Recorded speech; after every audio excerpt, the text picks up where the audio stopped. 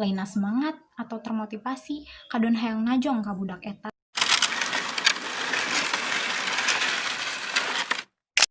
Hai Sobat HI, balik lagi with me, Jafira. Nah, kali ini aku bakalan bahas mengenai toxic positivity. Seperti yang aku bilang sebelumnya, kalau misalnya di kehidupan itu, kadang kita nggak selalu dapat apa yang kita inginkan. Kehidupan tuh berjalan dan sesuatu hal yang terjadi itu nggak sesuai dengan ekspektasi kita, kayak gitu. Seringkali kita mengalami kegagalan, patah hati, atau misalnya nggak dapat pekerjaan, atau misalnya gagal wisuda. Terutama di masa pandemi kayak gini, semua hal yang udah kita rencanakan dengan baik-baik malah jadi ambiar kayak gitu.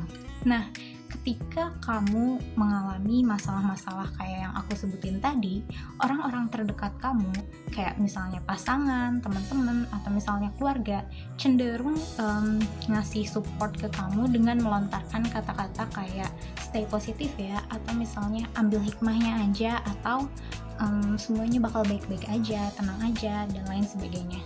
Dan kebanyakan dari mereka itu membicarakan atau melontarkan kata-kata tersebut tanpa mendengar atau mengetahui sebenarnya perasaan kita itu kayak gimana. Oke, mungkin mereka itu berpikir kalau misalnya dengan kata-kata tersebut kita bakalan berpikiran positif dan terus semangat. But it's not that easy. Ini sebagai contoh, aku pernah mengalami hari yang berat banget, dimana di hari itu aku tuh punya banyak masalah banget, dan salah satunya adalah aku terancam gak bisa ujian. Nah, aku otomatis kelihatan galau dong, dan tiba-tiba teman-teman angkatan aku itu datang ke aku dengan bilang, alah gitu aja kok dipikirin, semuanya bakal baik-baik aja kok gitu kan, atau optimis aja lah, palingan nanti juga ibu itu ngasih kamu kesempatan buat tetap ujian dan lain sebagainya. Mungkin maksud mereka ngasih semangat atau kayak gimana ke aku kan, supaya aku tetap semangat dan berpikiran positif. Tapi aku yang nerima kata-kata tersebut justru mikir, laina semangat atau termotivasi kadon hayang najong ka budak eta gitu. Jadi gimana ya, aku tuh malah kesel karena mereka tuh nggak tahu sebenarnya apa yang terjadi sama aku dan langsung ngejudge semuanya bakal baik-baik aja kalau aku dapat kesempatan ujian. Nah, tapi di suatu waktu aku justru ngeliat temen yang galau, terus aku nanya kenapa, terus dia jawab kan galau. Aku langsung bilang, gak usah dipikirin, semuanya bakal baik-baik aja kok, atau ih jangan gitu, senyum dong, dan lain sebagainya, tanpa aku memikirkan perasaan dia itu kayak gimana, tanpa aku memikirkan masalah apa yang dihadapinya atau apa yang bisa aku lakukan untuk membuat dia merasa lebih baik kayak gitu. Jadi aku mikir siapa sih yang jahat sebenarnya gitu. Jadi menurut contoh yang aku sebutin tadi, 2 contoh tadi, itu kita di kehidupan sehari-hari itu bisa jadi kita menjadi korban ataupun menjadi pelaku toxic positivity tersebut.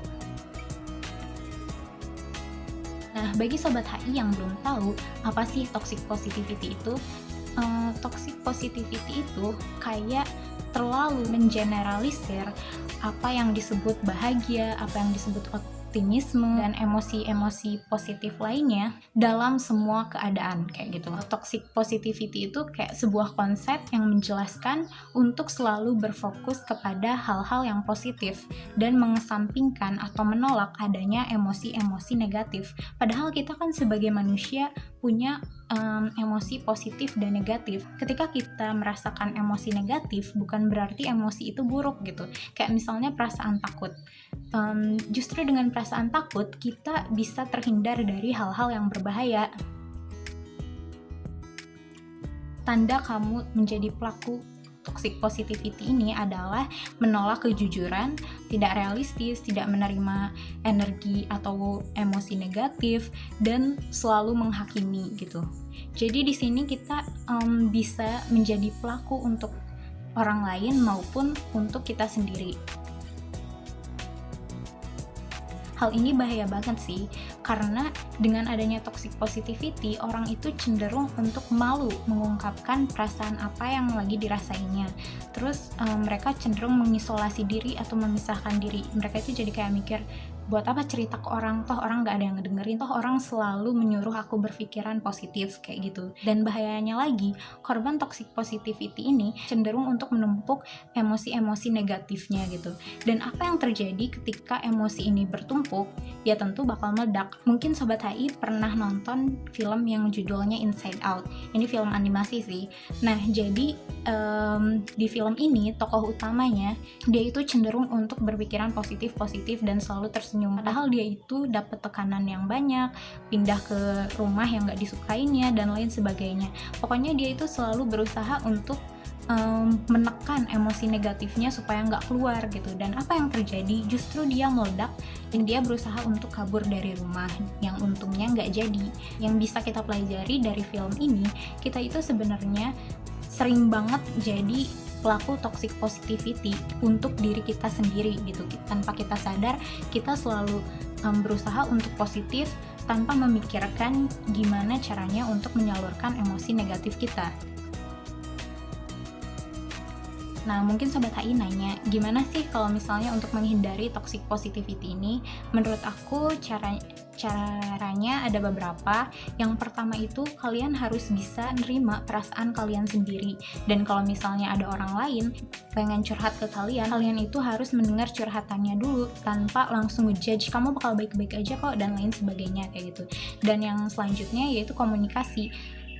Masalah apapun alangkah lebih baiknya jika kita berbagi sama orang gitu. Dalam catatan, orang itu bisa kita percaya, bukan orang yang mau membeberkan aib-aib kita ke orang lain. Kalau misalnya kalian gak bisa nemu orang yang bisa nerima curhatan kalian, nah kalian bisa melakukan hal apapun yang bisa meluapkan emosi negatif kalian. Kalau aku sih biasanya ngedengerin lagu sambil ngikutin lagu itu dengan cara teriak-teriak kayak gitu.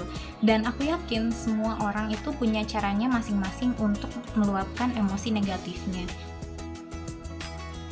Bagi kamu yang saat ini sedang merasa nggak baik-baik aja, atau ada yang salah dengan emosi kamu, terus kayak hari-hari kamu semakin buruk dan lain sebagainya, aku nggak punya kata-kata motivasi untuk bikin semangat dan lain sebagainya. Tapi aku cuma mau bilang, I know it's hard, and sometimes it's okay to not be okay. Cuma itu. Oke guys, mungkin itu aja dari aku tentang toxic positivity. Kalau misalnya teman-teman mau berbagi tentang pernah ngalamin toxic positivity atau lain sebagainya, atau cara untuk menghindari toxic positivity itu sendiri, langsung aja komen di bawah. Seperti biasa, aku juga minta dukungannya untuk klik subscribe, like, dan share. Nuhun pisan tos nonton, dan dadah!